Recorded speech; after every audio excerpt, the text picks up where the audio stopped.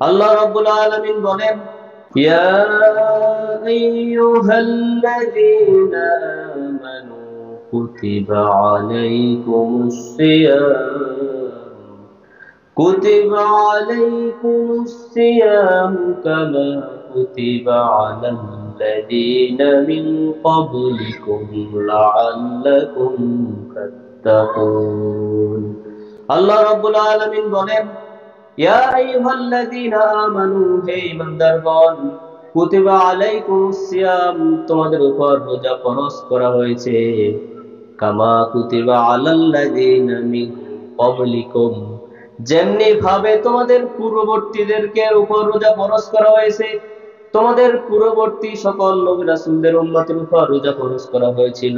কেন ফরজ করা হয়েছিল? পরবর্তী আল্লাহ রাব্বুল আলামিন বলেন, লাআল্লাকুম তাত্তাকুন, রোজা ফরজ করা হয়েছিল যেন তোমরা মুত্তাকি হতে পারো। কি হতে পারো? মুত্তাকি, যারা ঈমান আনে, ঈমান করার পর সে ঈমানদার হবে। আল্লাহকে ভয় করার পর, অধিক ভয় করার পর সে মুত্তাকি হবে। ইসলাম গ্রহণ করার পর সে একজন মুসলিম হিসেবে পরিণত হবে। এই যে রমজান, এই রমজান আল্লাহ রাব্বুল আলামিন দ্বিতীয় হিজরির শাবান মাস, এখন কোন মাস? এই শাবান মাসে এই আয়াত অবতীর্ণ হয়।